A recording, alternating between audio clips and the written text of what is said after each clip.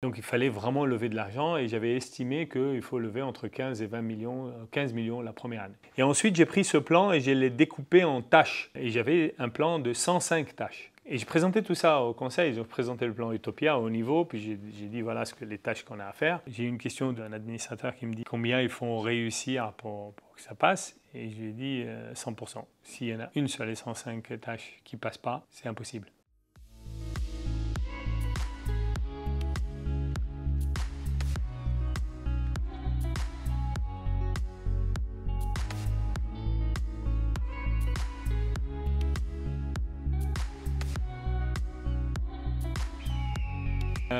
Le 9 janvier 2003, conseil d'administration de Memscap, sur une ambiance très, très difficile, une tension énorme.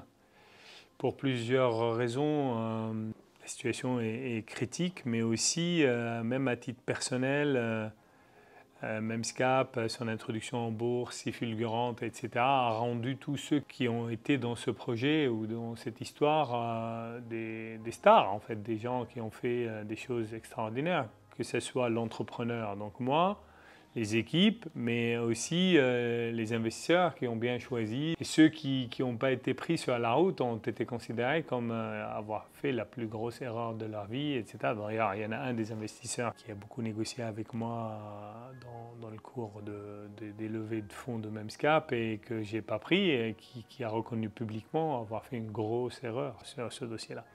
Donc, de cette gloire, etc., là, c'est vraiment le contrebalancier. Complètement. C'est l'opposé de l'autre côté. Pourquoi? Parce qu'on a une société qui a 269 salariés dans le monde, dans 11 en localisation, 8 pays, donc 8 lois sociales, 4 usines presque vides, un chiffre d'affaires qui vient des acquisitions, des deux acquisitions qu'on avait fait, donc celle de Capto en Norvège et celle de Chronos aux États-Unis, mais qui représente de 3 millions d'euros. Des coûts faramineux, 42 millions, un train de cash dépensier qui est de l'ordre de 3 millions par mois, et puis une situation en banque où on a 10 millions de cash. Tout le monde disait Memscap est fini en fait. Et ils avaient raison. Sur le principe, sur le papier, c'était quasi impossible en fait de sauver cette entreprise. Moi, je savais qu'il y avait une chance pour 1000 pour la sauver. Parce que j'ai décidé ce qu'il faut faire pour la sauver. D'ailleurs, je l'ai appelé le plan Utopia parce que c'était utopique.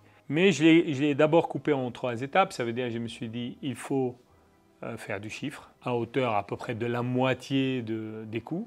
Donc il va falloir que je réduise les coûts à maximum en une seule année. Et je me suis dit, je vais aller de 42 millions à 14 millions. Et en même temps, il faut lever de l'argent parce que faut alimenter la machine et puis il faut aussi payer les gens qui partent, toutes les pertes à subir. Parce que même si j'arrive à le faire, ce n'est pas instantané. Il faut une année pour faire ça. Et en tout état de cause, si je suis à la moitié de chiffre d'affaires, des dépenses, donc j'aurai la perte de l'autre moitié. Donc il fallait vraiment lever de l'argent et j'avais estimé qu'il faut lever entre 15 et 20 millions, 15 millions la première année. Et ensuite j'ai pris ce plan et je l'ai découpé en tâches. Et j'avais un plan de 105 tâches. Et j'ai présenté tout ça au conseil, ils ont présenté le plan Utopia au niveau, puis j'ai dit voilà les tâches qu'on a à faire. J'ai eu une question d'un administrateur qui me dit combien il faut réussir pour que ça passe. Et je lui ai dit 100%. S'il y en a une sur les 105 tâches qui ne passe pas, c'est impossible. Et c'est là en fait où le moral des troupes était vraiment complètement détruit. Alors je vais raconter quelque chose qui est très intéressant, que je n'ai jamais dit. Quand je rentre en bourse, j'ai 30 ans, ma boîte vaut 430 millions, j'ai 27%. Donc j'ai plus de 100 millions. Après, l'année 2001, on performe beaucoup, etc. Mais le marché est très mauvais. Et Memscap ne descend pas comme les autres, mais descend un peu. Ma part à moi était devenue de l'ordre de 80 millions parce que nous avons bien délivré en 2001 à l'opposé de tout le monde. Et vu que tout le monde est descendu, d'ailleurs à l'époque on est devenu la plus grosse capitalisation de nouveau marché, à ce moment-là je valais ça. Je sens que le marché allait nous rattraper en fait. Mais ce n'était pas encore fait. C'était un dimanche, je me baladais avec mon père. Et papa me pose la question, il me dit comment ça marche les affaires et tout. Et je lui dis ça marche, mais le contexte est très compliqué, etc. Bon, mon métier est très technique, parler à mon père de toutes les choses, c'est pas possible, ça reste très haut. Et j'avais pas encore les problèmes, j'étais pas encore là. Mes clients ne m'avaient pas encore abandonné, rien. Puis en marchant, puis j'ai dit, tu sais papa, j'ai devant moi 2 choix. Première solution, je reste. Je t'assure, ça va être l'enfer. Parce qu'on n'est pas encore, mais c'est pas possible qu'on soit les seuls épargnés dans ce milieu. C'est pas possible, quoi. Donc ça va nous rattraper. Et si ça nous rattrape, comme c'est le cas actuellement sur le marché, on va mourir. À 90% de chance, on va couler. Il reste 10% de chance, parce qu'à l'époque, j'étais optimiste encore, parce que je ne savais pas l'ampleur des choses. Je ne savais pas que c'était 1 pour 1000, la chance. Par contre, je lui ai dit, écoute, par contre, si je pars, la chance est à 0.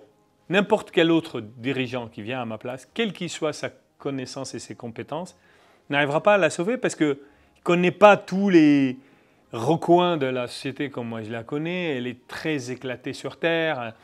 On avait des emplacements en France, en Finlande, en Égypte, en Norvège, aux États-Unis, en 2 endroits, la Californie, la Caroline du Nord, le Japon, l'Allemagne, que des entités avec des salariés et tout. Donc, et encore, je n'ai pas tout cité. Et je me suis dit, je lui ai dit, si ce tsunami arrive, si je ne suis pas là, c'est 0% de chance. Si je suis là, il y a 10% de chance. Et dans le moment où je vais nettoyer le tsunami, on va m'insulter, on va me matraquer comme pas permis, je vais me battre quasi seul et personne ne va reconnaître mon travail. Si j'échoue, alors là, je suis fini. Et si j'ai réussi, ils diront merci à la fin. Mes actionnaires même diront merci à la fin.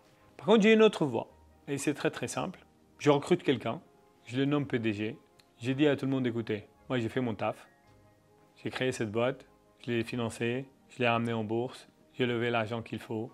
J'ai fait la première année bien après la bourse. Je suis fatigué. Quelqu'un d'autre doit venir continuer à partir de maintenant. Et puis moi, je sors et je vends mes actions. Une fois que je vends mes actions, j'étais à 80 millions, allez, j'étais à 60 millions, je paye mes impôts, reste assez blindé. Et puis voilà, la crise arrivera, pas l'autre s'en sort. La crise arrive, il ne s'en sortira pas. L'action se casse la gueule.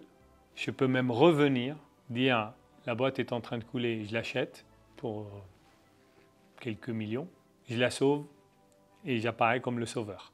Et mon père m'a dit, et qu'est-ce que tu vas faire? J'ai dit, je réfléchis.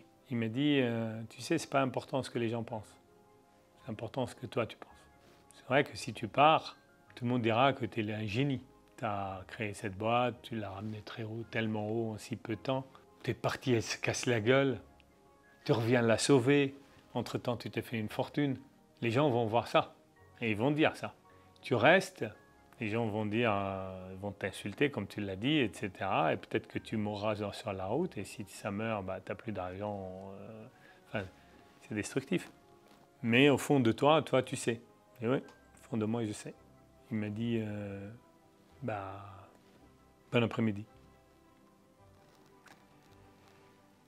Et j'ai réfléchi dessus, le temps de discuter avec mon père, en fait.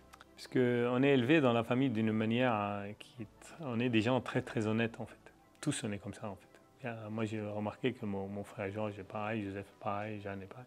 On est tous comme ça, en fait.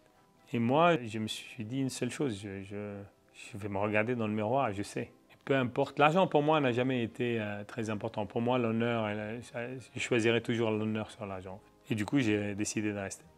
Et en fait, ce que j'avais pensé possiblement arriver, il est arrivé. Donc là, j'étais vraiment dedans.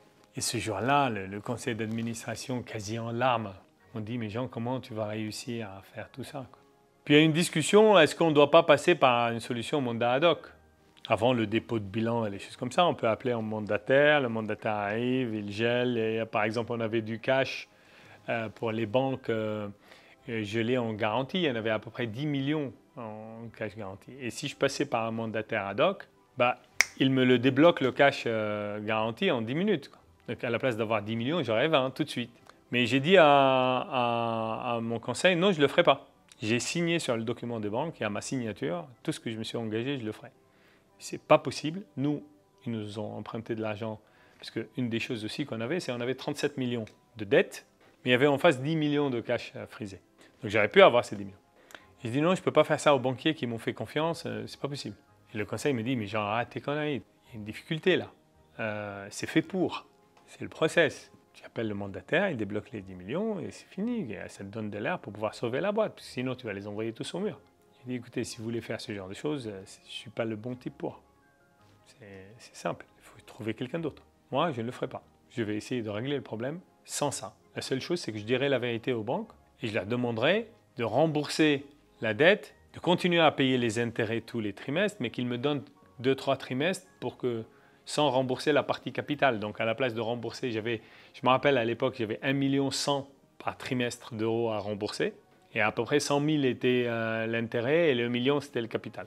Donc j'aurais dit, je négocie avec eux qui me donnent quelques trimestres où je paye que les 100 000 et 1 million, on les paye après. Donc on les étale sur les années qui restent.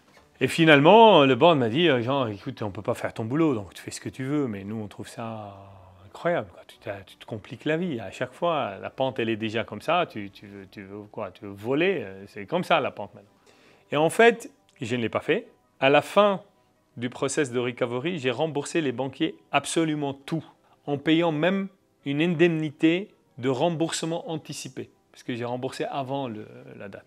Ce qui a fait que ma relation avec les banquiers est aujourd'hui ce qu'elle est, et que les gens me font confiance tellement que quand je demande des prêts, etc., les garanties qu'on me demande, c'est rien comparé à d'autres entrepreneurs. C'est parce qu'ils m'ont expérimenté dans la difficulté, en fait. Et pour moi, c'était quelque chose d'éthique. Je n'allais pas le faire.